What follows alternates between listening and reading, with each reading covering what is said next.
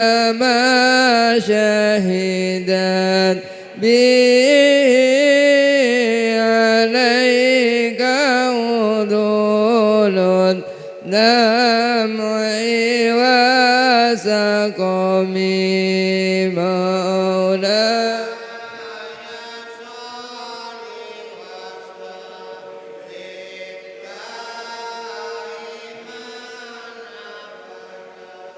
على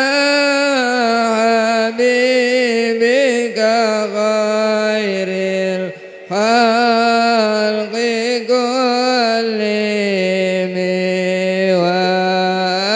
وأثبت الوثق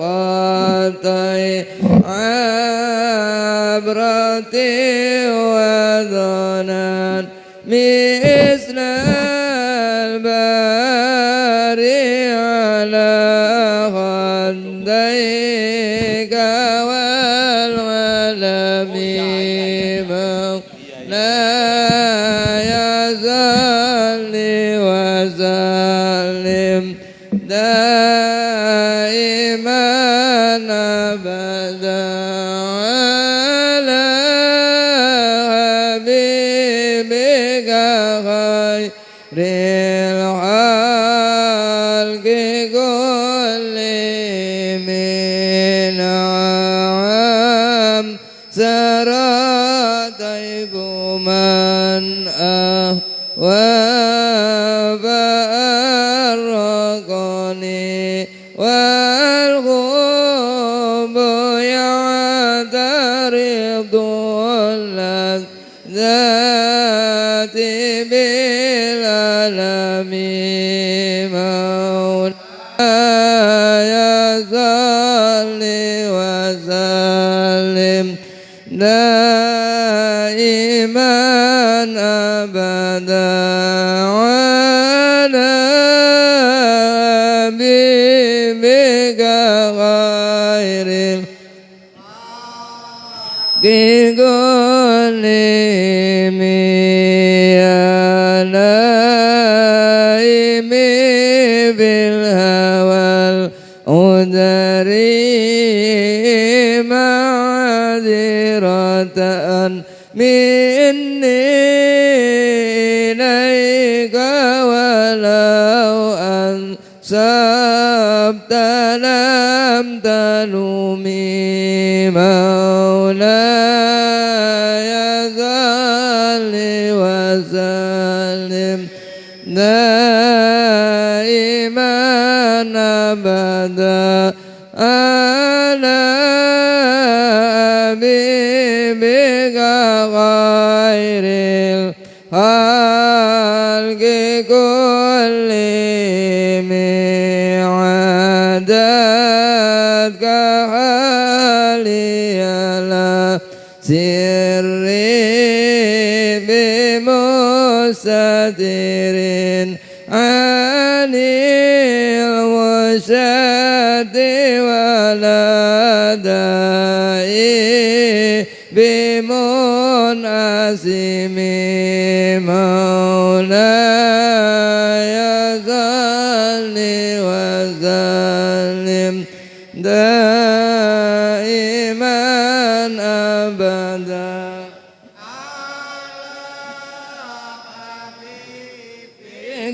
غير الخلق كلهم ما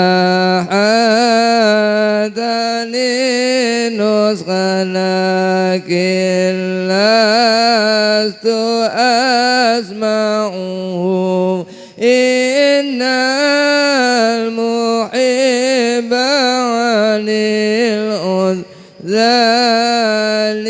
في صمم مولاي صل وسلم دائما أبدا على حبيبك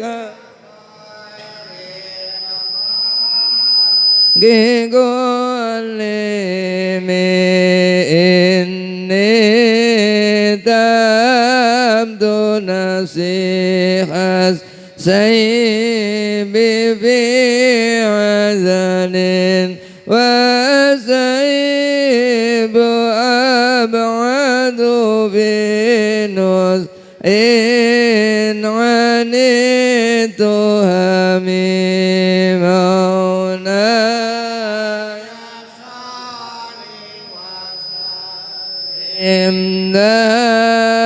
دائما أبدا على حبيبك غير الخلق كلهم فإن أمرتي بالسوء ما تعذت من جانها بنذير الشيب والهرم مولا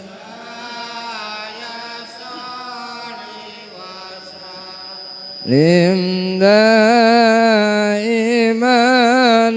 أبدا على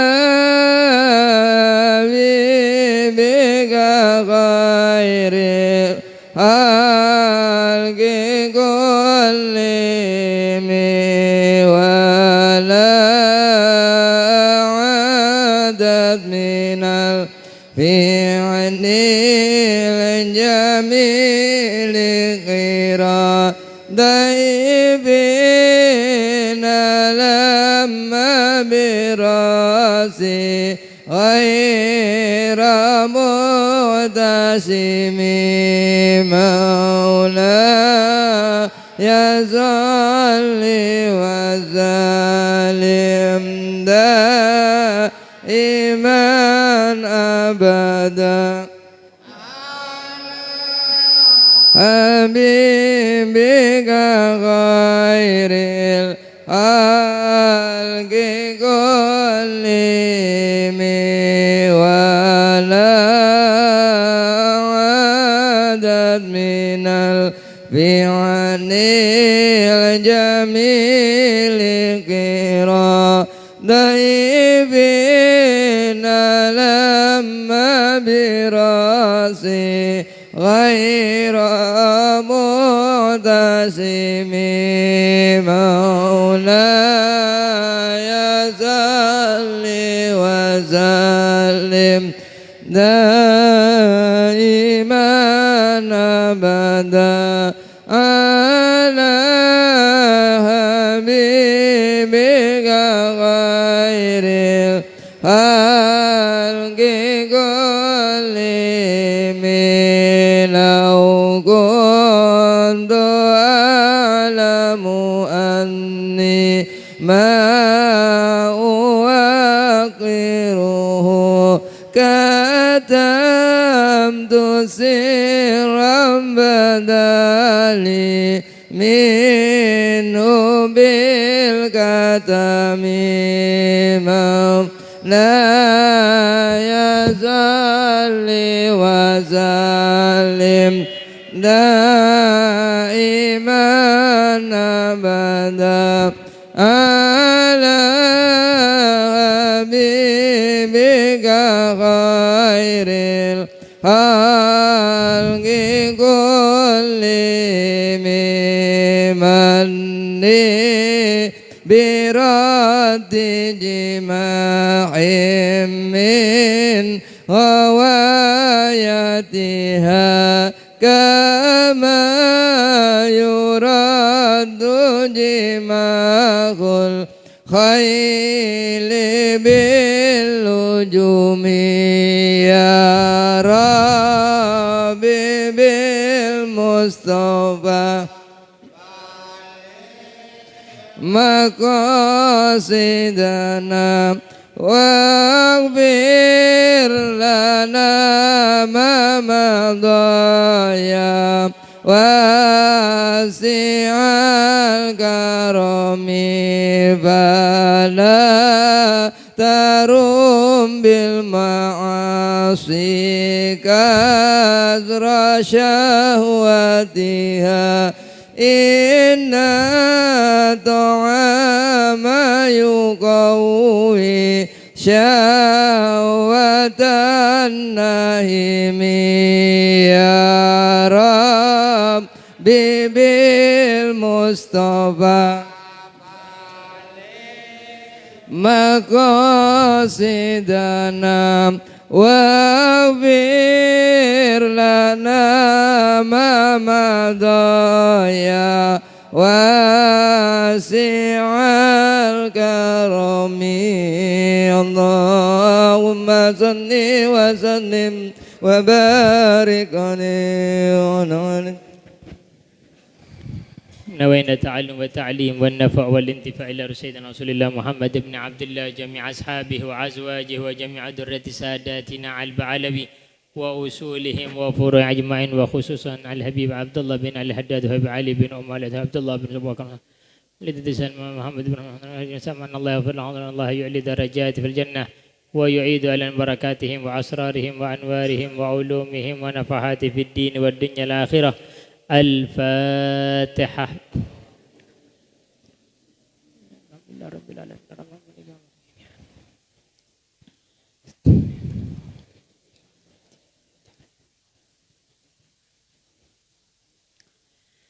بسم الله الرحمن الرحيم. وإذا كان الماء قلتين فلا ينجس بوضوء النجاسة فيه إلا إذا تغير طعمه أو لونه أو ريحه ولو تغيرا يسيرا. فصل. وإذا كان الماء قلتين jika air tersebut 2 qullah atau lebih, fala yanjusu maka tidak menjadi najis air tersebut biwugu'in najasati fihi dengan kemasukan najasah di dalam air tersebut, illa kecuali idza taghayyara jika berubah ta'muhu rasanya, au launuhu atau warnanya, au rihuhu atau baunya, walau taghayyuran yasiran walaupun perubahan yang sedikit. Fa in zala taghayyuruhu binafsihi jika hilang perubahannya dengan dirinya sendiri, au bima'in atau berubah karena sebab air, tahura maka air tersebut kembali suci. Au bimiskin atau hilang itu najis perubahan atau hilang itu perubahan dengan sebab misik, au kudurati turabin atau hilang itu perubahan dengan sebab keruhnya tanah, fala maka tidak suci air tersebut. Alhamdulillah wassalatu wassalamu ala rasulillah sayyidina Muhammad ibn Abdillah wa ala alihi wa ashabihi wa man walah, amma ba'd. Kemarin sudah dibahas tentang air yang sedikit. Air sedikit pasti langsung menjadi najis jika kemasukan najis walaupun tidak berubah. Disamakan dengan air sedikit, hukumnya al-ma'iat, benda cair kayak madu, susu. Kemarin ada pertanyaan, Bagaimana kalau seandainya madunya itu kena bangkai? Apakah bisa disucikan? Tidak bisa disucikan. Atau ikut madhab Imam Malik? Gini, pendapat madhab Imam Malik di dalam urusan makanan beda dengan air. Kalau air itu Imam Malik yang penting tidak berubah. Air sedikit, satu bak, dikasih najis, tidak berubah, tetap dikatakan tidak najis menurut pendapat Imam Malik. Kalau makanan beda. Bagaimana kalau yang masuk itu bangkai? Kalau bangkai yang kecil-kecil ada gol kayak semut atau yang lainnya itu ada gol bisa atau tidak menajiskan. Kalau yang besar tidak bisa najis. Jadi yang dimaksud ikut pendapat madhab Malik itu di dalam air, bukan di dalam makanan seperti susu atau madu. Tidak bisa disucikan, ya tidak bisa. Tidak bisa disucikan. Kemudian itu air yang sedikit. Sehingga kemarin diterangkan Al-Habib Abdullah bin Ali Alwi Al-Haddad mengatakan seandainya bukan adab kepada para salafku, urusan air itu saya mengikut madhab Imam Malik. Karena madhab Imam Malik di dalam urusan air lebih mudah dibandingkan Imam Syafi'i. Sekarang yang dibahas jika air tersebut 2 kullah atau lebih dari 2 kullah. Airnya sudah 2 kullah.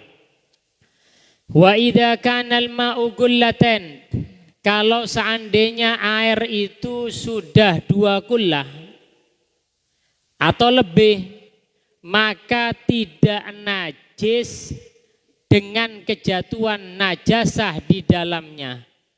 Kecuali jika merubah rasa, bau, warna.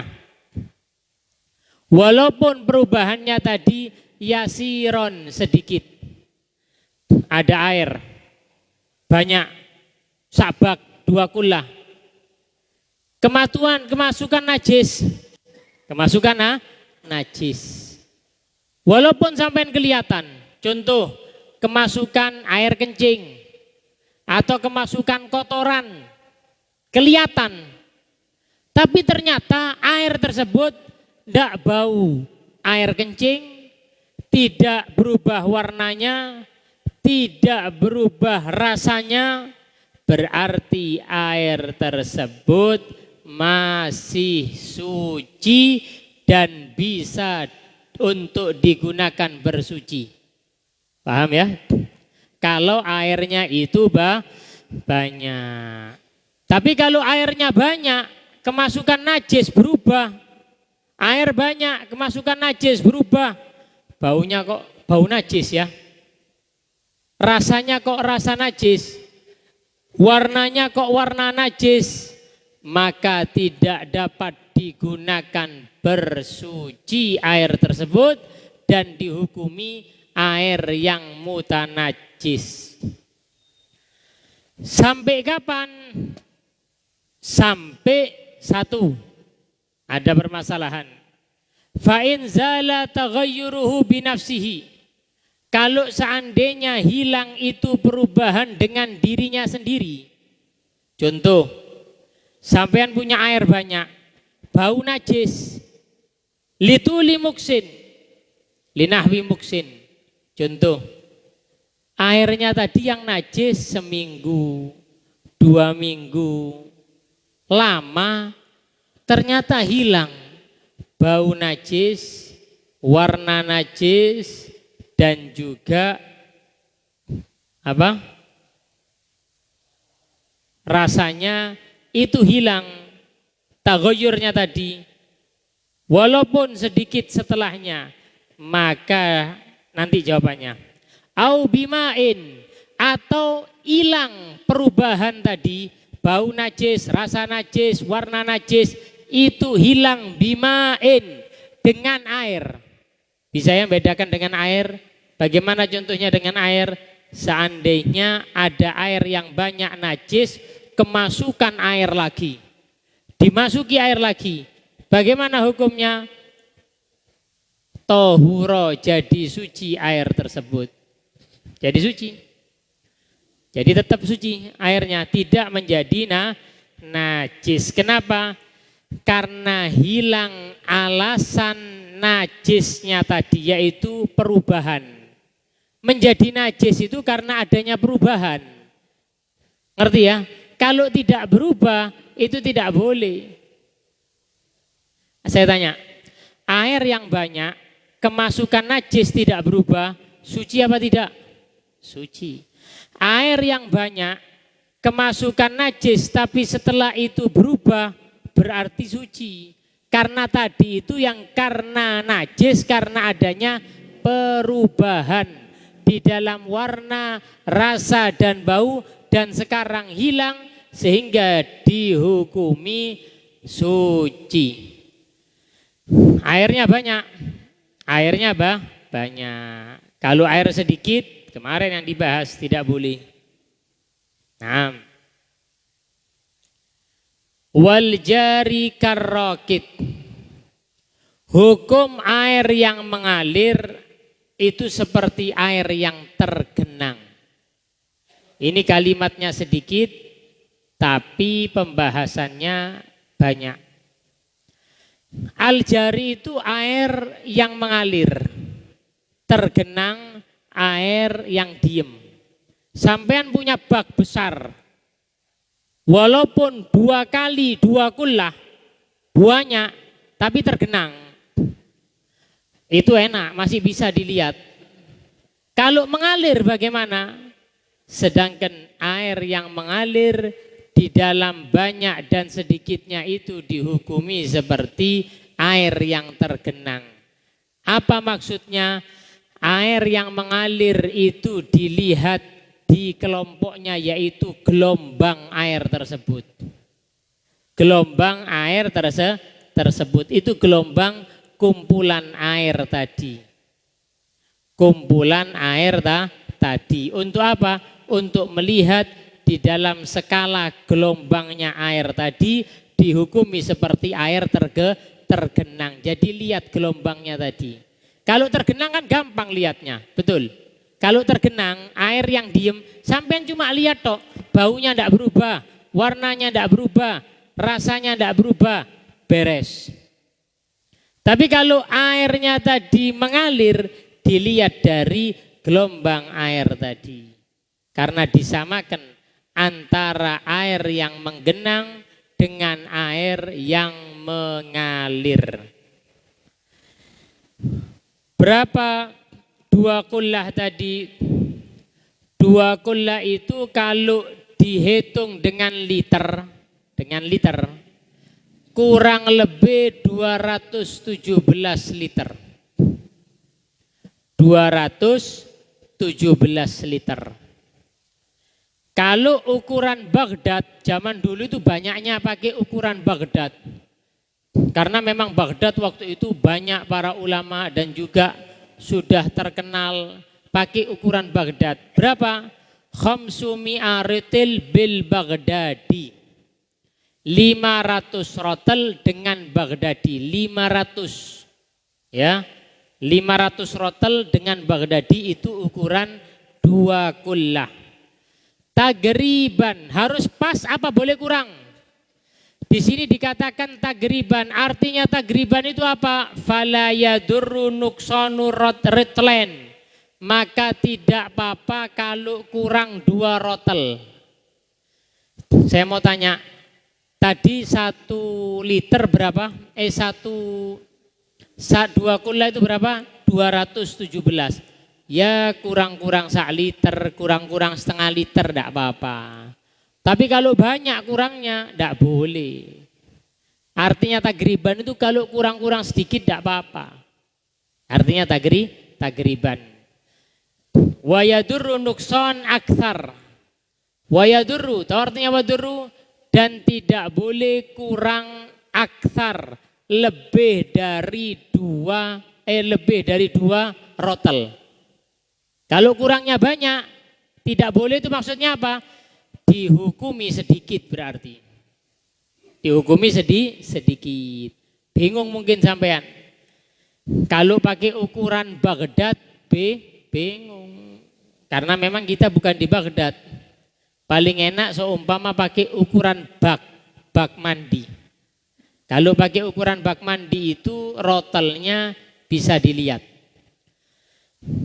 Wa gadruhuma bil misaha fil murabba.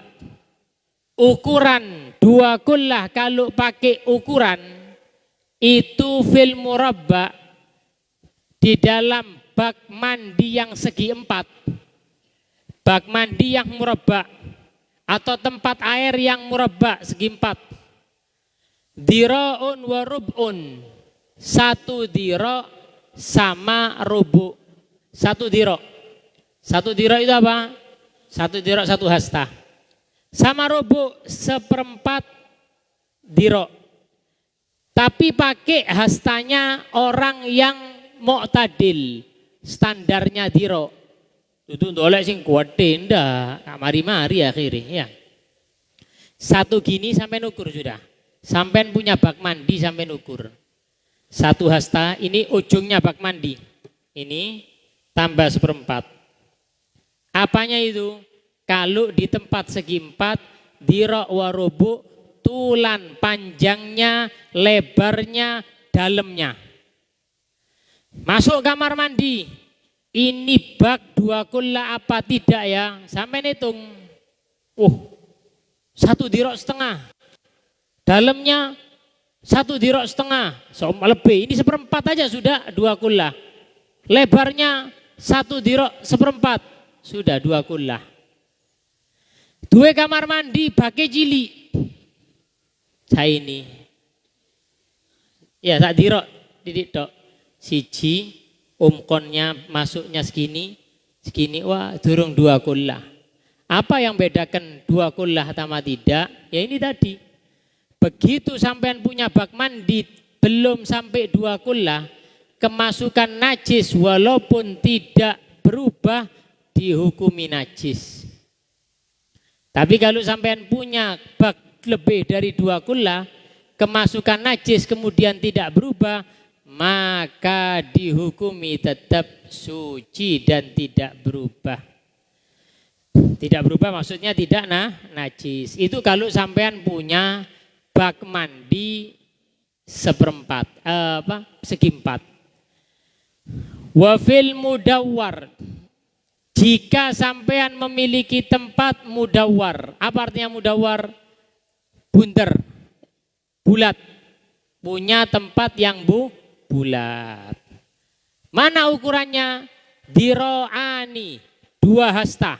Sampean kali. Sampean punya bak, kan bak macam-macam itu. Ada bak segi 4, ada bak itu bunter. Nah, sampean hitung, sampean ukur. Bagaimana? Umkon. Dalamnya 2 dira'.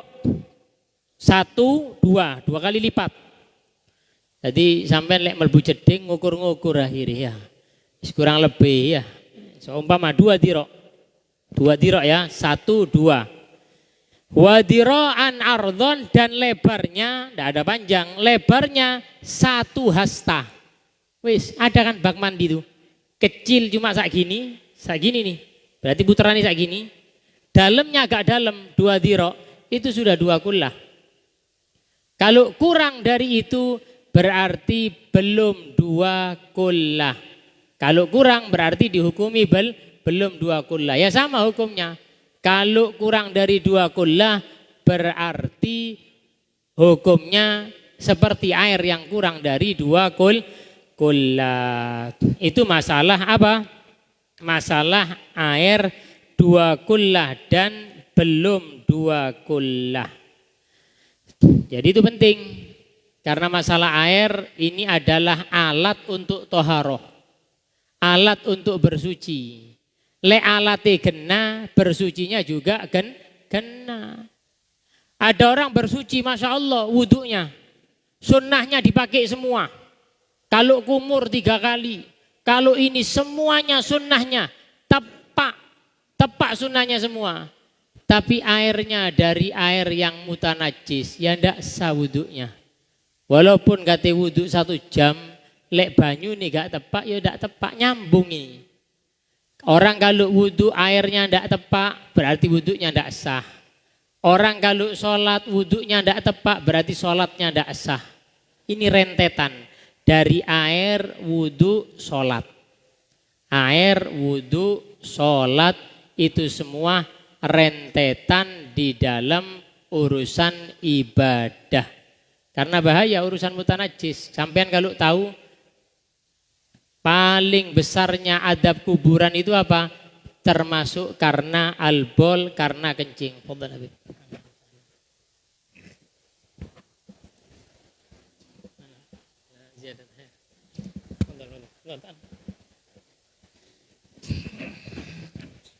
Alhamdulillah. Nastamirlah tuh. Jadi urusan najis dengan tidak najis itu harus diperhatikan. Karena yang namanya amah, kebanyakan itu juga yang dilihat oleh Nabi SAW, azab kuburan itu banyak juga karena apa? Albol, karena kencing. Sampai Nabi SAW pernah lewat di kuburan. Wa ma yu'adzabani bikabir. Dia itu tidak disiksa di dalam kuburnya karena sesuatu yang besar. Satunya karena urusan apa?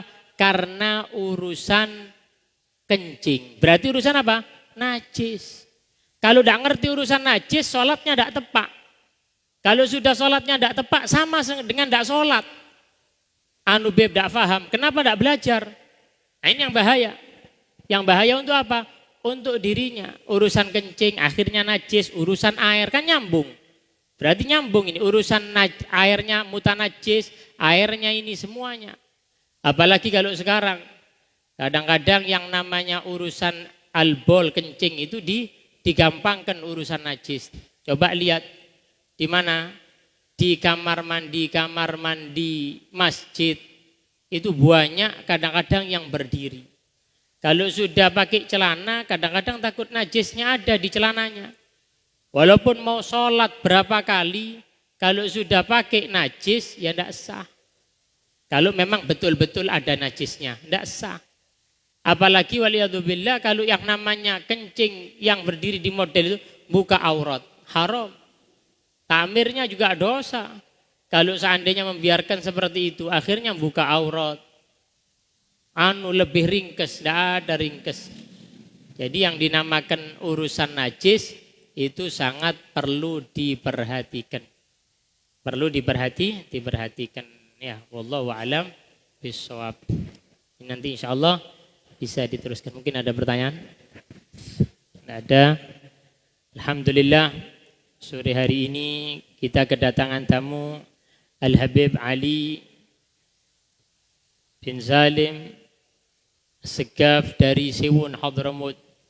Alhamdulillah, insya Allah bisa menjadikan tambahan barakah di antara kita di dalam ilmu beliau yang beliau pelajari dan juga banyak keberkahan di negeri Hadramut. Mudah-mudahan juga sampai untuk kita, sehingga kita minta dari beliau untuk menyampaikan dari mau'idhah dan juga nasihat-nasihat untuk kita semua, pegangan tambah semangat di dalam ibadah kepada Allah Subhanahu wa ta'ala.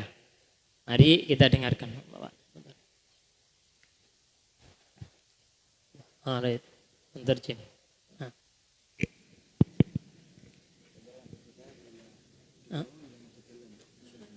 Asan ke? Asan takalam. Asan. Ada di mana gerak ada idakan mana gerak ada bas.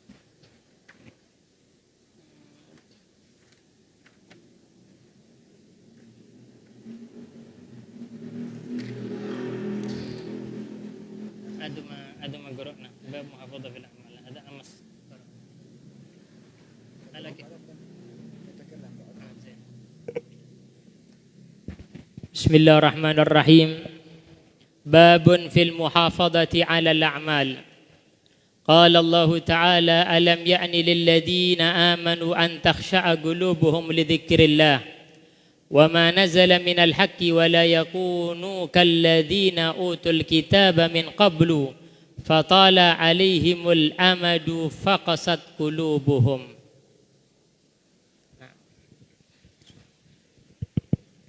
بسم الله الرحمن الرحيم. السلام عليكم ورحمة الله وبركاته. وعليكم السلام ورحمة الله وبركاته. الحمد لله رب العالمين حمدا يوافي نعمه ويكافئ مزيده، والصلاة والسلام على أشرف الأنبياء والمرسلين سيدنا محمد وعلى آله وصحبه ومن تبعهم بإحسان إلى يوم الدين. أما بعد، السيد القدير الفاضل الحبيب محمد بن عبد الله السقاف، الحاضرون جميعا،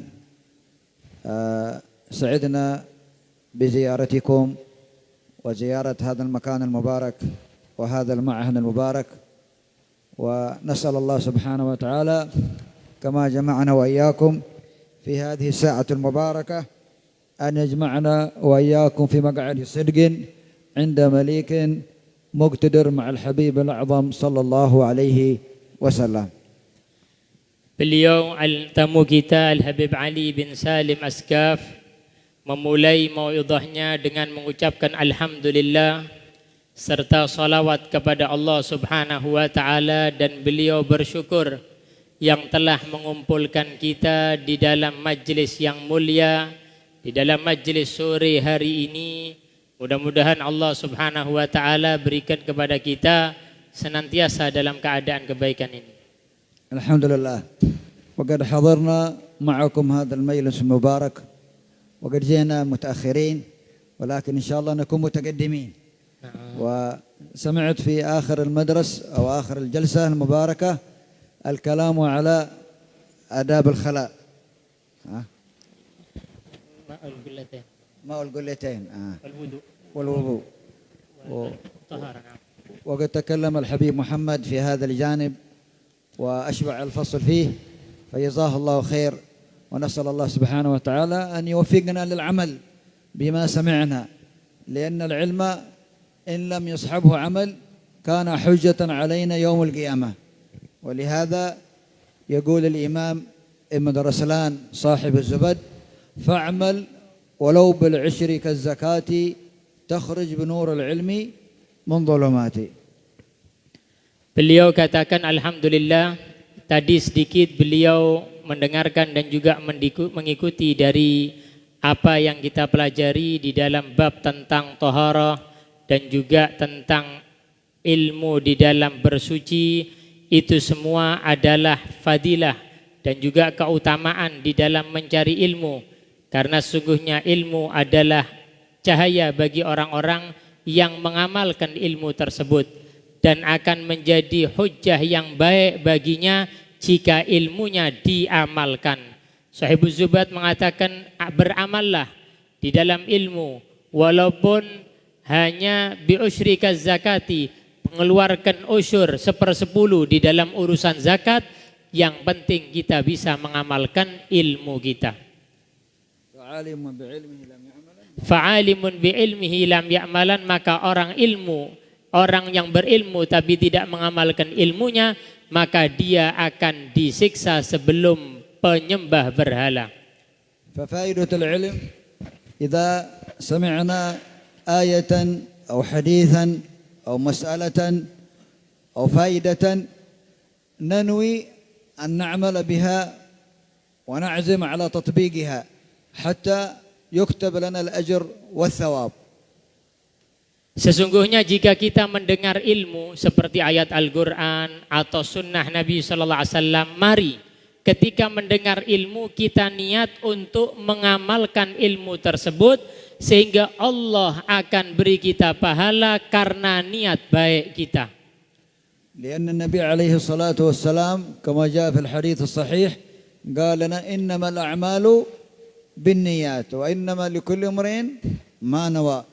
وفي الحديث الثاني نية المؤمن خير من عمله. فإذا نويت أن تعمل سنة من السنن التي سمعتها أو التي قرأتها أو التي تعلمتها ووفقك الله سبحانه وتعالى للعمل بها فتؤجر، وإن لم توفق للعمل بها لكن نويت بقلبك أن تعمل بها فتؤجر على ذلك. Sesungguhnya di dalam mengamalkan ilmu adalah kemuliaan, karena Nabi SAW bersabda, sesungguhnya amalan-amalan itu tergantung niatnya. Dan di dalam hadis lain Nabi SAW bersabda, niatnya seorang mukmin itu khairum min amalih, lebih mulia dibandingkan amalnya. Artinya ketika Anda niat di dalam mendengar kebaikan untuk mengamalkan ilmu tersebut, Allah akan berikan taufik untuk Anda mengamalkan amalan tersebut. Walaupun seandainya tidak diamalkan, tapi sudah ada niat yang diberikan oleh Allah pahala karena niat untuk mengamalkan ilmu tersebut. Alhamdulillah.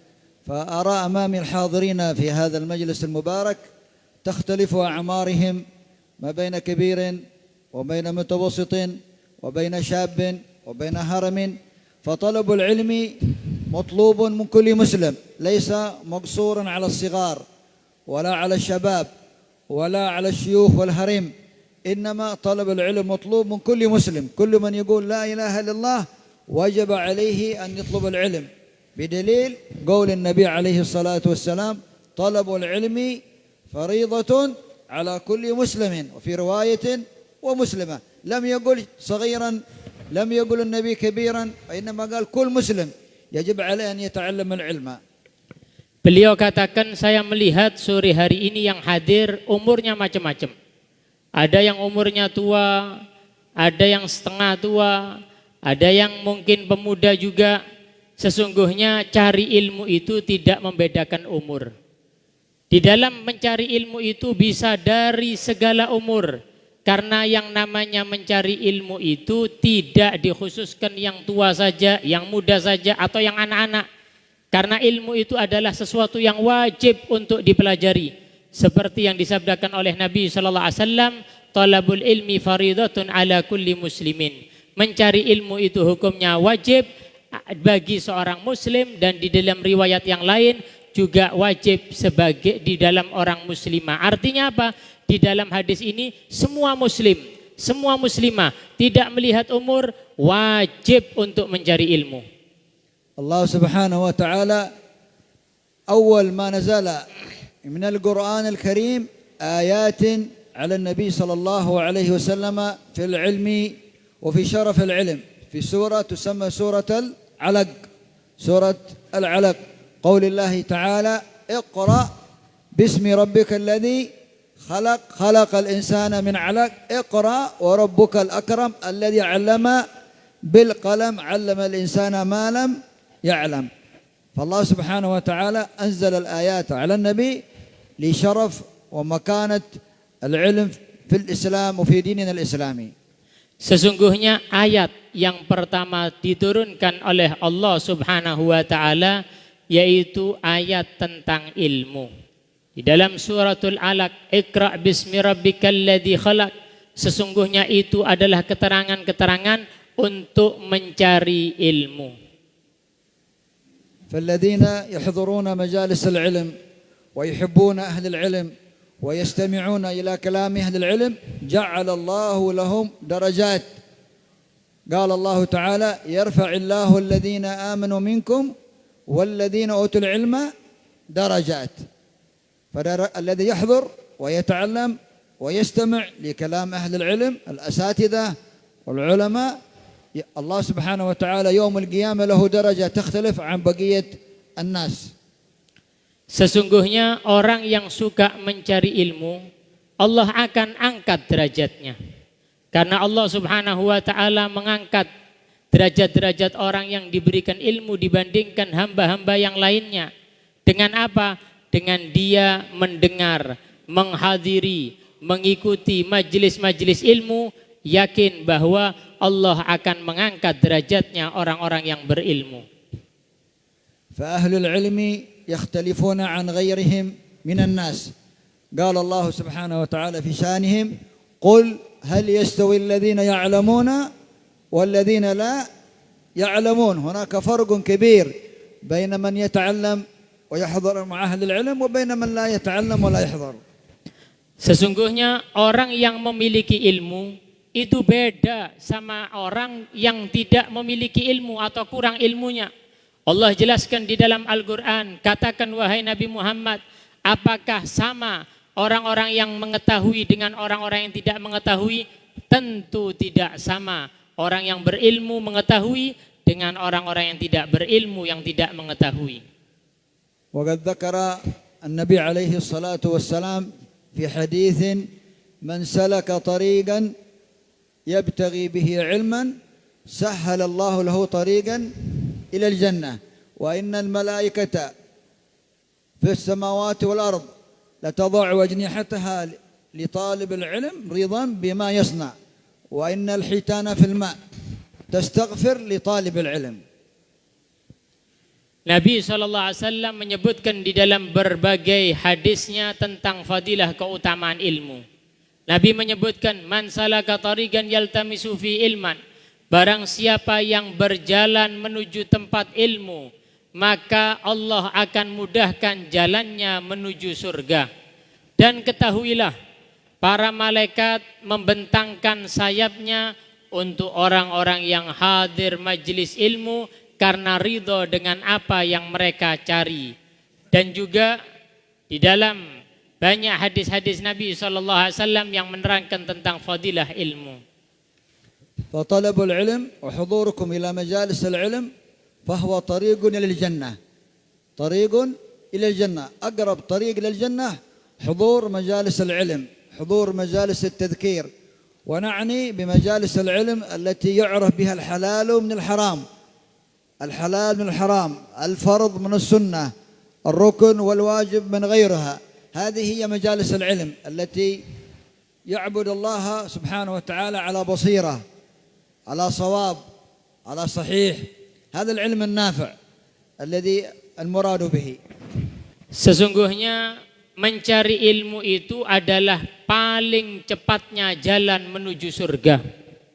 Banyak jalan menuju surga, tapi jalan menuju ilmu itu adalah paling cepatnya jalan menuju surga.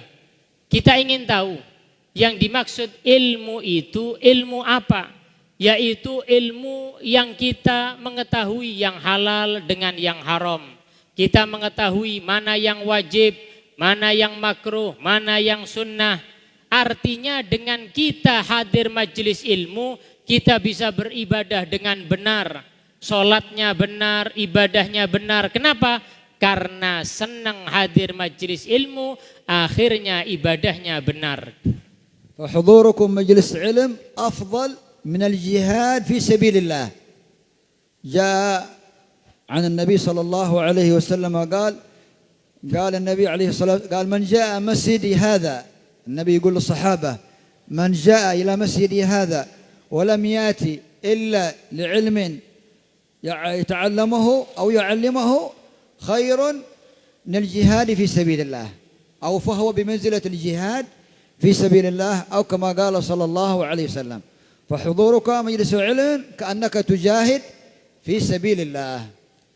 Sampean hadir majelis ilmu itu lebih baik dibandingkan dengan jihad di jalan Allah Subhanahu wa taala.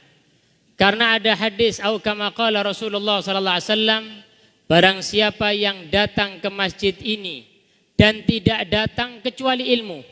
Jadi sampean hadir majelis tidak datang kecuali ilmu. Apa kata Rasulullah? Maka perbuatan tersebut lebih baik atau sama kedudukannya dengan jihad di jalan Allah Subhanahu wa taala. Kalau memang datang memang betul-betul hanya karena ilmu.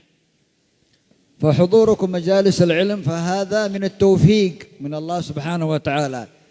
فالحمد لله إذا حضرت مثل هذا المجلس أو مجلس علم، الحمد لله الذي وفقني لحضور هذا المجلس، وهذا من علامات التوفيق. الله سبحانه وتعالى لم يذكر التوفيق في القرآن الكريم إلا في آية واحدة، وهو قول الله تبارك وتعالى وما توفيقي إلا بالله عليه توكلت وإليه أنيب، وهو عزيز. التوفيق هذا عزيز، الله سبحانه وتعالى وفقك لحضور مثل هذا المجلس العلم.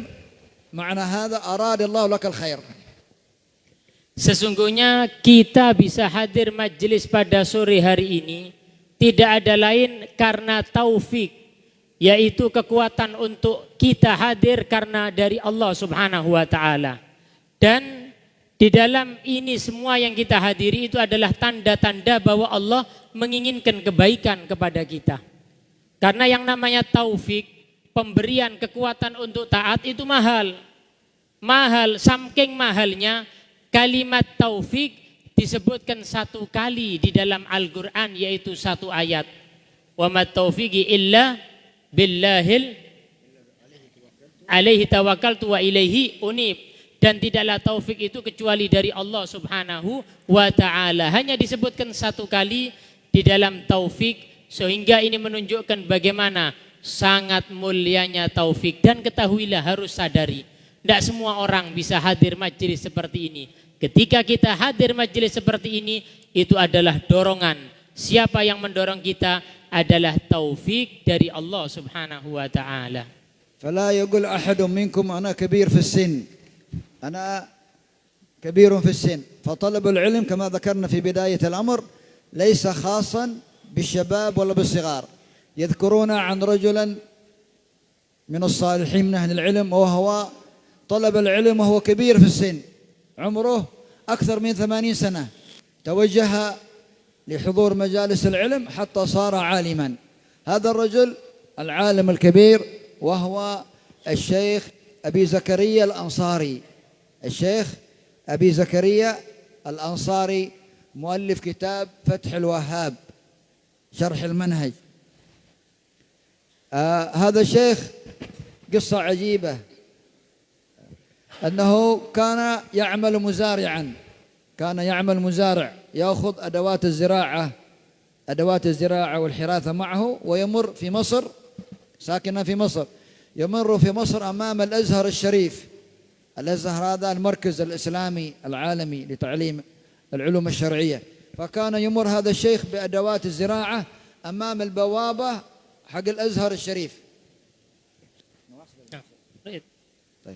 وكان هذا يوجد حارس حق الأزهر البوابة، فإذا رأى هذا الشيخ بأدواته ذاهبا إلى عمله في المزرعة يسخر منه ويقلل من شانه ويقول لهم أهلا وسهلا بشيخ الأزهر، أهلا وسهلا بشيخ الأزهر. وهو ليس شيخ الأزهر، هو مزارع في طريقه، بس هذا على سبيل الاستنقاص والاستصغار لهذا الرجل. هذا الرجل كان لا يلقي له بالا، لا يلقي له بالا، يمر في طريقه إلى عمله.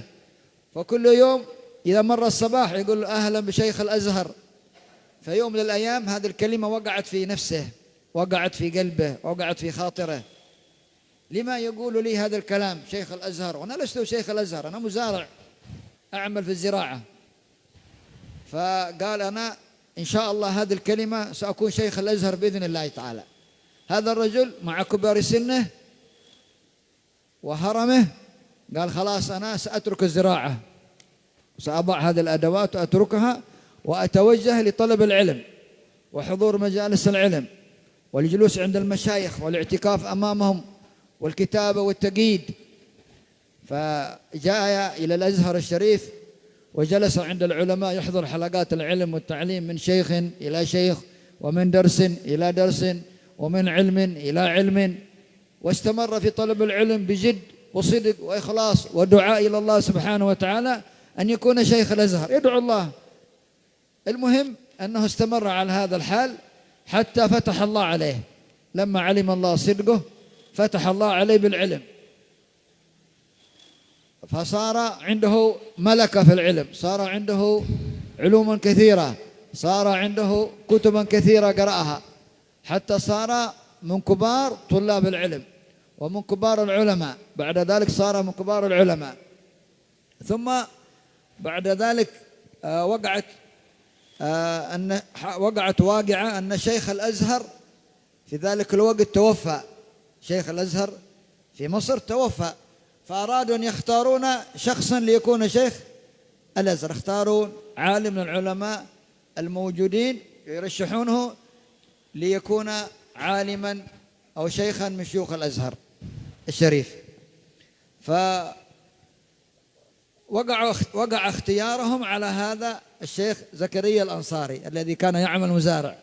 هذا الرجل الذي يكون أهلا أن يكون شيخا للأزهر، هذا أن يكون عالما من كبار علماء مصر. فوقع اختيارهم وإجماعهم على الشيخ زكريا الأنصاري ليكون شيخ الأزهر، فوضعوه في منصة وصدر مشيخة الأزهر الشريف، وأجمع العلماء على جلالة علمه وقدره مع كبر سنه، وأصبحوا يجلونه ويحترمونه ويقدرونه. فلما خرج من الأزهر الشريف ووجد الحارس الذي كان يسخر ويستنقص ويستقلل منه، مر عنده يقول له السلام عليكم ورحمة الله وبركاته، جزاك الله خير، جزاك الله خيرا. فأصبح يثني له ويدعو له ويقبل رأسه، لأنه هو كان السبب في هذا الشيخ أن جعله شيخ الأزهر، أن جعله أن يصير إلى هذه المرتبة العلمية الكبيرة، العالم الكبير، وهو شيخ الأزهر ببركة هذا الرجل الذي كان أراد من سخريته استنقاص، فإذا به استكبارا له وعلوا له وعلو مكانه عند الله سبحانه وتعالى وعلو مكانه في الأزهر الشريف. Beliau mengatakan bahwa jangan kita putus asa di dalam mencari ilmu, walaupun umur kita mungkin sudah agak tua atau mungkin tua. Kita lihat ada seorang alim sampai umurnya sekitar 80. Beliau adalah Imam Syekh Zakaria Al-Ansari, pengarang kitab Fathul Wahhab. Beliau pada mulanya bukan orang yang mencari ilmu, kerjaannya petani. Biasa kalau yang namanya petani itu bawa barang-barang atau peralatannya untuk bertani ke sawah. Tapi setiap hari sawahnya itu kalau dia mau ke sawah lewat di Al-Azhar Mesir, kuliah Azhar, setiap hari lewat. Ya biasa orang kalau mau ke sawah dia bawa peralatan lewat. Setiap hari lewat, yang kelihatan itu satpamnya atau yang jaga pintunya Azhar. Iki wong iki bendino lewat iki. Akhirnya ketika lewat, satpamnya tadi atau mungkin yang jaga Azhar tadi ngomong apa? Ngomong ahlan wahai Syekhul Azhar, gurunya Azhar. Waduh, itu niatnya apa? Niatnya mengejek. Niatnya apa? Mengejek. Kenapa? Karena yang memang setiap hari dilihat itu mau ke sawah. Jadi diejek ahlan bi Syekhil Azhar. Setiap hari diejek. Akhirnya Imam Zakaria Al-Ansari ini, beliau ada di hatinya, insya Allah saya mau jadi Syekhul Azhar. Padahal apa dia? Petani. Akhirnya dia mulai belajar, padahal waktu belajar itu sudah tua. Bukan belajar karena ejekan, tapi dia memiliki semangat tidak mau. Seperti yang dikatakan tadi untuk ngejek. Akhirnya belajar, tambah alim. Belajar tambah alim. Akhirnya dia tambah ngerti waktu itu Syekhul Azharnya, guru besarnya di Universitas Azharnya itu meninggal dunia. Syekhul Azhar meninggal, dicari siapa ini penggantinya ini. Tentunya bukan sembarang yang jadi pengganti, harus alim betul. Dilihat penggantinya tadi untuk jadi Syekhul Azhar yaitu Zakaria Al-Ansari, yang pada mulanya siapa beliau? Petani. Pada mulanya diejek terus sama satpamnya Azhar, ahlan Syekhul Azhar. Akhirnya jadi betul Syekhul Azhar. Setelah dinobatkan jadi Syekhul Azhar, ketemu lagi sama satpamnya. Satpamnya. Ketika ketemu sama satpamnya, apa omongannya? Jazakallah khair, terima kasih. Gara-gara omongannya sampean saya bisa semangat ini. Akhirnya dicium, diterima kasih. Ini adalah contoh. Jangan putus asa kalau mau belajar. Yang seperti itu tadi aja, itu umurnya berapa? Menjadi Syekhul Azhar. Paling tidak orang kalau hadir majelis-majelis itu akan tambah ilmunya. Lebih-lebih lagi kalau diniati semangat untuk menjadi orang yang mulia dengan ilmu. Okay, right. فالحمد لله. فطلب العلم ليس كما ذكرنا. لاحظتوا القصة هذه والواقعة لهذا الشيخ الجليل، عمره كبير في السن، مسن، لكنه صدق مع الله سبحانه وتعالى في طلب العلم، ولما علم الله صدقه واجتهاده وهمته فتح الله عليه حتى صار مرجعا من مراجع العلم، وعالما من أعلام مصر، وشيخا من شيوخ الأزهر الشريف، فعليه رحمة الله سبحانه وتعالى.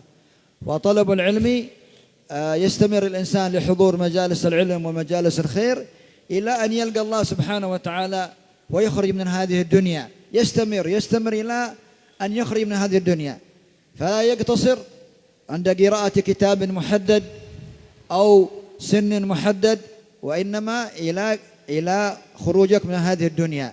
ولهذا يقولون في الحكمة اطلبوا العلم من المهد إلى اللحد، من المهد إلى اللحد، ويقولون من المقبرة أو من المحبرة إلى المقبرة. طلب العلم من المحبرة حبر كتابة إلى المقبرة إلى أن تموت.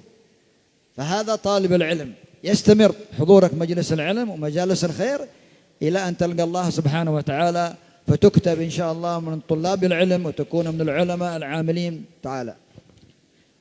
Seperti kisah yang tadi kita dengarkan, kata beliau, itu bisa kita renungkan. Bagaimana beliau Syekh Zakaria Al-Ansari dengan tuanya beliau, tapi Allah buka ilmu sehingga bukan menjadi ulama biasa, bukan pengajar-pengajar biasa, tapi menjadi Syekhul Azhar, pemimpin dan juga syekh di kotanya ilmu. Karena yang namanya cari ilmu itu adalah sesuatu yang mulia.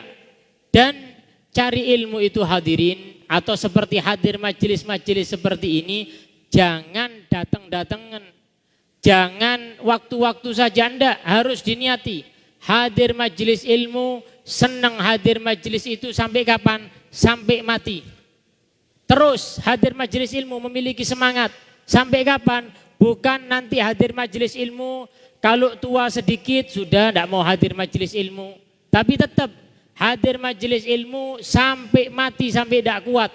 Karena disebutkan apa? Di dalam perkataan, carilah ilmu dari gendongannya orang tua sampai ke liang lahat. Jadi yang namanya cari ilmu itu bukan diniati sampai tua, enggak, sampai mati. Artinya ada sampai kata-kata ma'al mihbarah. Sampean itu terus bawa pulpen. Bawa pulpen maksudnya apa? Untuk mencari ilmu. Sampai kapan bawa pulpen untuk cari ilmu? Ilal makbarah, sampai ke kuburan. Tetap cari ilmu. Semangat untuk hadir ilmu, majelis ilmu tidak putus dan tidak kurang. Sampai kapanpun hadir majelis ilmu ingin dihadiri. نعم. وكل واحد منكم الذي سمع الدرس هذا اليوم المبارك يجب عليه أن يعلم أهله وأولاده ومن في بيته، فهو أمانة. العلم هذا أمانة، واجب أن نعلمه غيرنا، واجب أن نعلم أولادنا، واجب أن نعلم نساءنا، واجب أن نعلم بناتنا، لأن فائدة العلم التعليم. وأول واجب عليك أن تعلم أهل بيتك، أول واجب عليك أن تعلم أهل بيتك. فكان العلماء إذا حضروا، أو طلاب العلم إذا حضروا مجلس علم أو مجلس تعليم وعادوا إلى بيوتهم يجلسون مع أهلهم في البيت ويتذاكرون العلم ويتذاكرون الدرس ويتذاكرون المجلس، ما الذي استفادوه في هذا المجلس وما الذي تعلموه في هذا المجلس، سواء كان بابا من أبواب العلم أو فصلا من فصول العلم أو فائدة من فوائد العلم، يتذاكرون مع أهلهم حتى يعم العلم والخير والبركة في البيت كاملا. Sesungguhnya hadir majelis ilmu seperti sekarang ini adalah kemuliaan. Dan jika kita sudah mendapatkan ilmu yang mulia, jangan lupa untuk disampaikan ilmu tersebut kepada orang yang kita cintai, termasuk keluarga kita, kerabat kita, karena ilmu itu adalah amanat, wajib untuk disampaikan. Terutama yang wajib disampaikan itu adalah keluarga kita. Kalau kita sudah dapat ilmu sore hari ini tentang apa? Baik di dalam urusan fikihnya tentang ibadah atau mungkin di dalam urusan hal-hal yang lain, kita amalkan, kita ajarkan terutama kepada keluarga kita. Kata beliau, yang namanya orang yang cari ilmu itu hadir majelis ilmu kalau kepingin sempurna, ketika pulang, dia itu pulang keluarganya nunggu oleh-oleh ilmu. Duduk-duduk, sampaikan yang dapat di majelis ilmu. Sampaikan yang ada di dalam majelis ilmu tersebut. Perkara halal, perkara haram, atau mungkin yang kita ketahui lebih. Sampaikan kepada istrinya, sampaikan kepada anaknya. Sehingga kita mendapatkan ilmu, keluarga kita juga mendapatkan ilmu yang disampaikan setelah mendapatkan ilmu di majelis tersebut. جاء في الحديث عن النبي صلى الله عليه وسلم قال كلكم راع وكلكم مسؤول عن رعيته. كلكم راع، كل واحد، الأب في بيته مسؤول عن أهله وعن أولاده، مسؤول عن طعامهم وشرابهم ولباسهم، ومسؤول أمام الله على تعليمهم. فإذا لم يعلمهم جاء يوم القيامة ويقول الله لملائكته اقتصوا من هذا الرجل، الأبناء والصغار والكبار يقولون يا رب اقتص لنا من هذا الظالم، فيصير الأب ظالم. كيف ظالم؟ قال هذا طعمنا وأشربنا وألبسنا لكن لم يعلمنا. فإذا العلم أمانة، يجب علينا أن نعلم أولادنا وأن نجلس معهم وأن نسألهم وأن نتباحث معهم. فإذا كنت مشغولا فأوجههم إلى المعاهد وإلى الأساتذة وإلى مجالس العلم حتى يتعلموا ويتبصروا ويتنوروا. Sesungguhnya Rasulullah Shallallahu Alaihi Wasallam menyebutkan di dalam hadisnya, kalian ini semua adalah pemimpin dan kalian akan ditanya kepada sesuatu yang dipimpin. Berarti bukan pemimpin itu yang namanya presiden saja kepada rakyatnya. Pemimpin keluarga juga akan ditanya. Seorang bapak, suami akan ditanya oleh Allah, apakah dia menjadi bapak telah memberikan makan yang halal di dalam pakaiannya, di dalam amanatnya untuk keluarga. Dan ingat hadirin, yang ditanya oleh Allah kepada kita pemimpin keluarga, terutama ilmu yang kita ajarkan untuk keluarga kita, untuk anak-anak kita. Jangan kita biarkan keluarga kita ini tidak ngerti agama, padahal kita ingin cari agama. Kita dapat ilmu, tapi keluarga kita jahil di dalam urusan agama. Jangan, karena kalau keluarga kita tidak berikan ilmu, walaupun kita dapat ilmu, takut anak-anak kita nanti kelak di hari kiamat ditakutkan akan menuntut di hadapan Allah. Apa kata-kata anak kita? Ya Allah, ambil orang zalim ini. Anaknya dikatakan orang yang zalim, anaknya heran. Kenapa? Orang tuanya heran, kenapa engkau katakan aku orang yang zalim? Padahal engkau di dunia aku berikan kebutuhan. Apa yang menjadi kebutuhanmu? Apa kata anak tersebut? Ya Rabb, ini orang tua tidak ngajari saya urusan agama, tidak ngajari urusan ilmu. Anaknya ditelantarkan hidup tanpa ilmu. Seumpama, kata beliau, kita ini mungkin agak sibuk, letakkan anak kita di madrasah, letakkan anak kita di pondok sehingga dapat ilmu. Kalau seperti itu sudah akan bebas, dan juga kita termasuk orang yang menjalankan amal kita kepada keluarga kita. يوم القيامة الله سبحانه وتعالى سيسألك عن حضورك مجالس العلم، ماذا عملت بها؟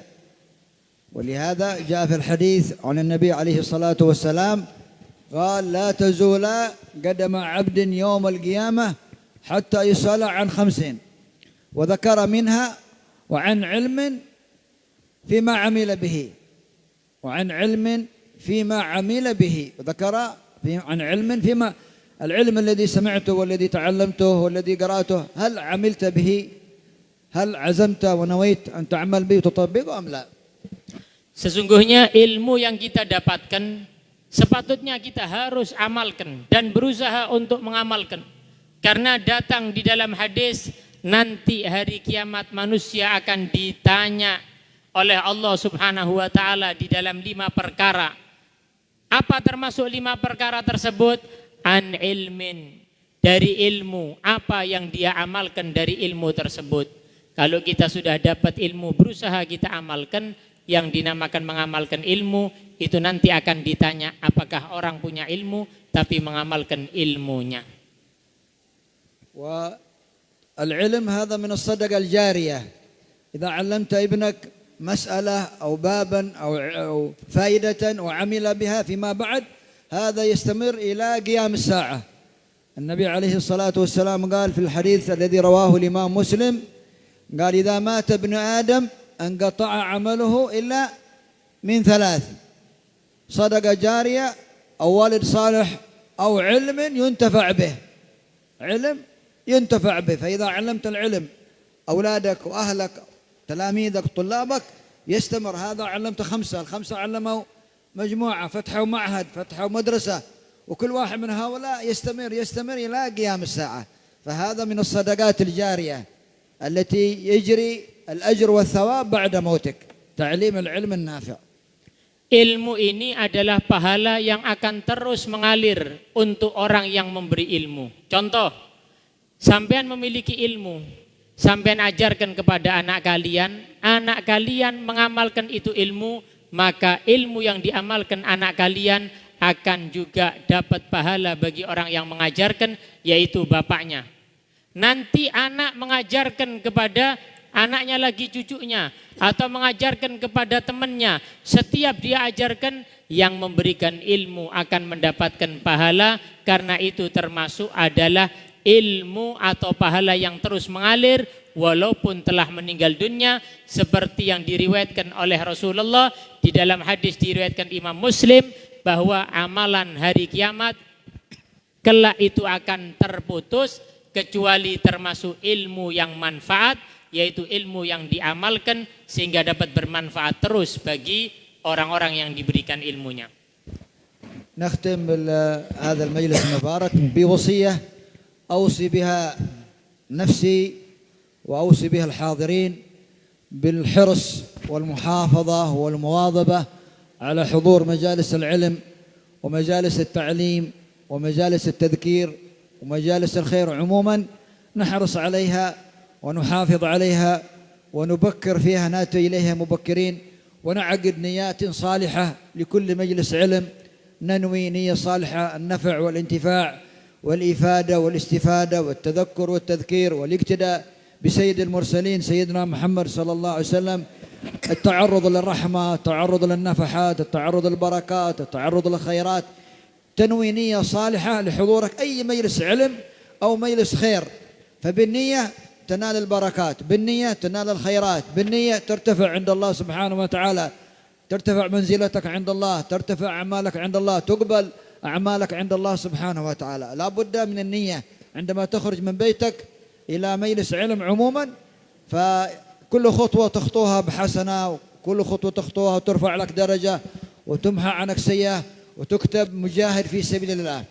الأمر الثاني حضور مجالس العلم، هذا ما نتخلف عنه ولا نغيب إلا لعذر شديد، لا نغيب عنه أو نتأخر إلا لعذر شديد، مرض لا بأس، مريض أو عمل خاص ضرورة لا بأس، لكن لا نتخلف عنه بسبب نوم أو كسل أو كلام لا فائدة فيه.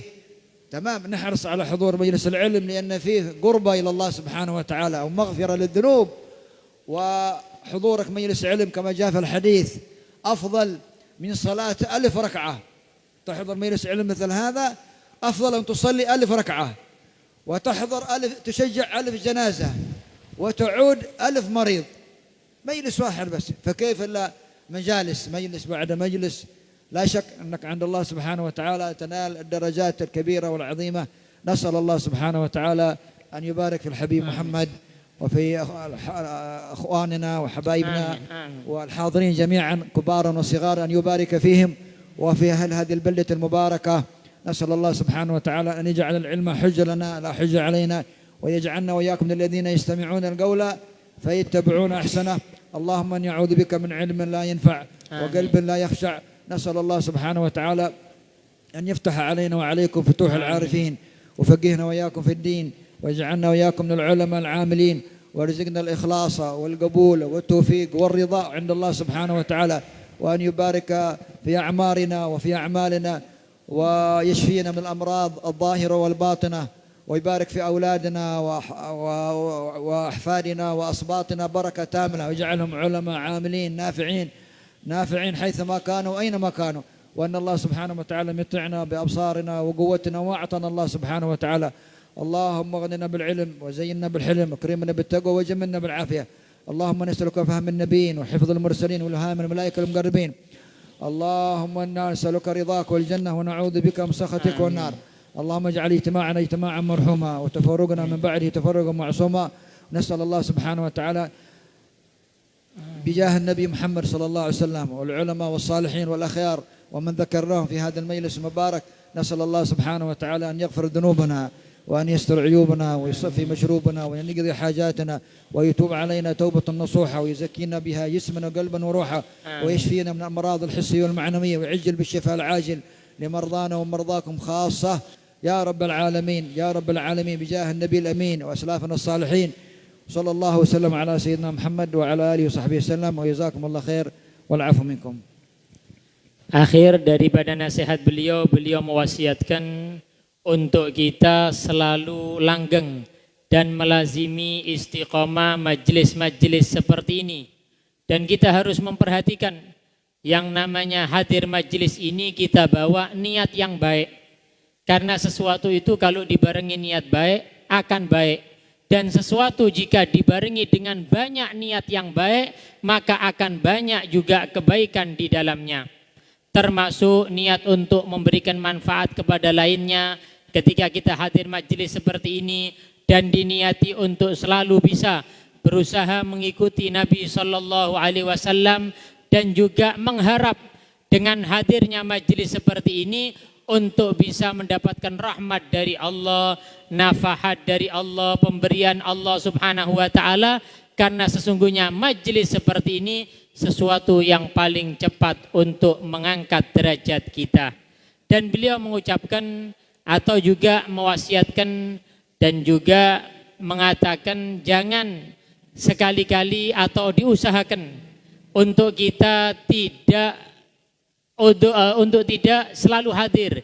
Jangan sampai tidak hadir, kata beliau, kecuali karena udzur yang betul-betul udzur, atau mungkin karena sakit, atau ada pekerjaan yang memang tidak bisa ditinggalkan. Kalau memang tidak ada udzur yang betul, jangan sampai kita tinggalkan hadir majelis ilmu. Karena bayangkan hadirin, sesungguhnya hadir majelis ilmu seperti yang sering kita dengar, itu fadilahnya lebih mulia dibandingkan 1000 rakaat, lebih mulia dibandingkan dengan mengurus 1000 jenazah, lebih mulia dibandingkan dengan menjenguk 1000 orang sakit.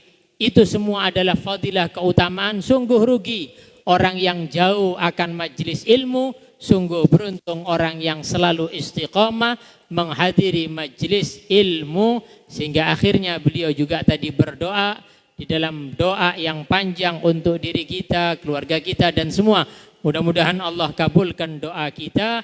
Amin ya rabbal alamin. Alhamdulillah. Kita dengarkan tadi, ini adalah penyemangat bagi kita untuk yang bisa hadir majelis seperti ini. Karena seperti yang beliau katakan, hadir majelis ilmu itu adalah pilihan dari Allah. Coba kita renungkan, mungkin tetangga kita ajak sulit hadir majelis ilmu. Atau mungkin saudara kita ajak sulit hadir majelis ilmu. Tapi alhamdulillah, Allah mudahkan langkah kita karena itu adalah taufik. Allah yang pilih untuk bisa hadir majelis ilmu.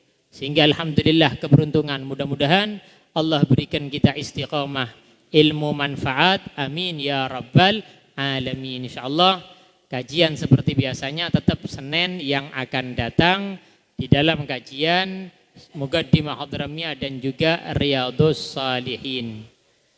Ya latifan lam yazal ultu bina fima nazal innak latifu lam tazal wal muslimin ya latifan lam yazal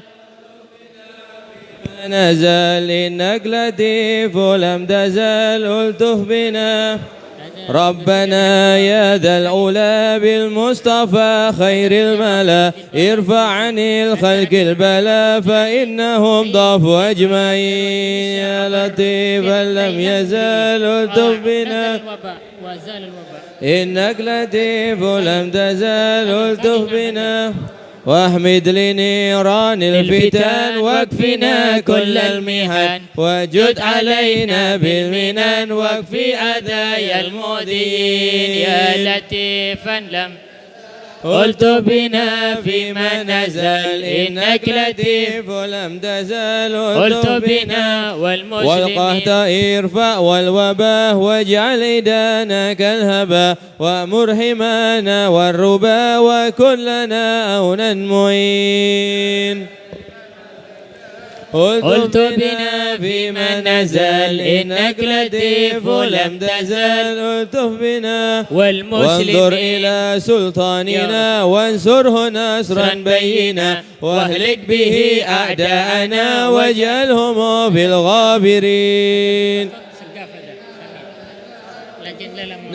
فيما نزل إنك لطيف ولم تزل ألطف بنا وأصلحنا به وأصلح جميع أحزابه وشيد الدين به وأصلح أمور المسلمين يا لطيفا لم يزل ألطف بنا نزل إنك لطيف ولم تزل ألطف بنا أجب دعانا ربنا كما وعدت واهدنا ولا تؤاخذ من جنى فأنت بالعفو قمين يا لطيفا لم يزل فيما نزل إنك لطيف لم تزل ألطف بنا واغفر لنا ذنوبنا واستر لنا عيوبنا واكشف لنا كروبنا آمين رب العالمين يا لطيفا لم يزل ألطف بنا فيما نزل إنك لطيف لم تزل ألطف بنا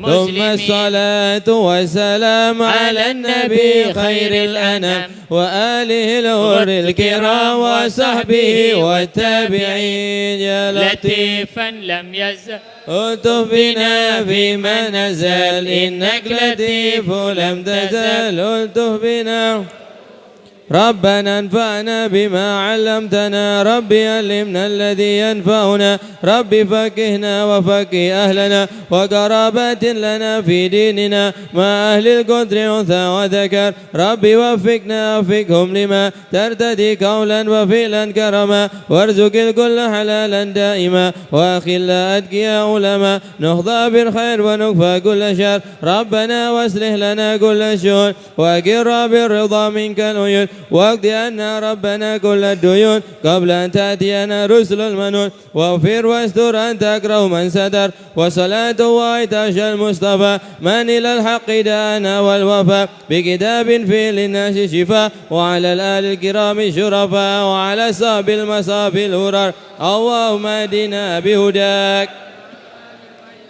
في رضاك ولا تولنا وليا سواك ولا تجعلنا ممن خالف أمرك وعصاك وحسبنا الله ونعم الوكيل ولا حول ولا قوة إلا بالله العلي العظيم وصلى الله على سيدنا محمد وآله وصحبه وسلم والحمد لله رب العالمين يا ربنا اعترفنا بأننا اقترفنا وأننا أسرفنا على لظى أشرفنا فتب علينا توبة تغسل كل حوبة واستر لنا العورات وآمن الروعات واغفر لوالدينا ربي ومولودينا والأهل والإخوان وسائر الخلان وكل ذي محبة أو جيرة أو صحبة والمسلمين أجمع آمين ربي اسمع فضلا وجودا منا لا باكتساب منا بالمصطفى الرسول نحظى بكل سول صلى وسلم ربي عليه عد الحب وآله وصحبه عداد تخصيص به والحمد لله في البدء والتناهي والحمد لله في البدء والتناهي. آمين آمين آمين. اللهم نسألك من خير ما سألك منه عبدك ونبيك محمد صلى الله عليه وسلم عبادك الصالحون ونستعيذك من شر ما استعاذك منه عبدك ونبيك محمد صلى الله عليه وسلم وعبادك الصالحون.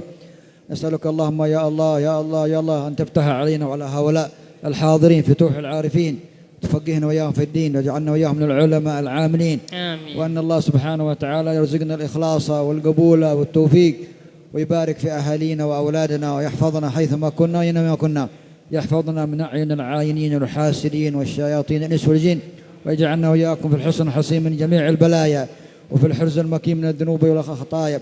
من متعنا بعلمائنا وصلحائنا وكبار السن ويرزقنا الأدب معهم يا رب العالمين. وأن الله سبحانه وتعالى يحفظ حبيبنا محمد ويبارك فيه وفي أهله وأولاده ومتعه بالصحة والعافية وفي جميع الحاضرين يا رب العالمين. وأن الله سبحانه وتعالى يحفظ هذه البلاد وجميع بلدان المسلمين من كل أذى من كل مكروه يا رب العالمين.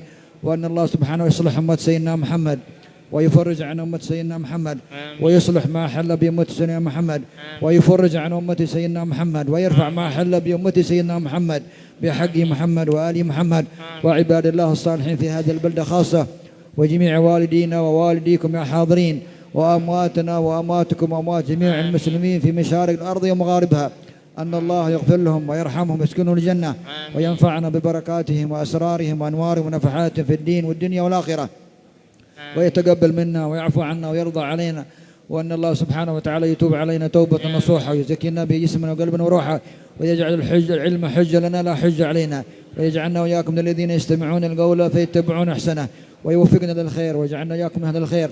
اللهم يا من وفق أهل الخير للخير وأعانهم عليه وفقنا للخير وأعنا عليه وفقنا للخير وأعنا عليه. اللهم نسألك زيادة في الدين وبركة في العمر وصحة في الجسد والسعة في الرزق وتوبة قبل الموت وشهادة عند الموت ومغفرة بعد الموت وعفوا عند الحساب ونصيبا من العذاب ونصيبا من الجنة وارزقنا النظر إلى وجهك الكريم. اللهم اجرنا من غير ضرر واغننا من غير بطر. اللهم اجرنا من غير ابتلاء واغننا من غير امتلاء. اللهم ارزقنا من العقول أوفرها من الأذهان أصفاها من الأعمال أزكاها من الأخلاق يطيبها من الأرزاق أيزلها من العافية أكملها من العافية أكملها من العافية أكملها ومن الدنيا خيرها من الآخرة نعيمها. وصلى الله وسلم على سيدنا محمد وعلى آله وصحبه وسلم بسر أسرار الفاتحة. أعوذ بالله من الشيطان الرجيم. بسم الله الرحمن الرحيم. إياك نستعين صراط المستقيم صراط الذين أنعمت عليهم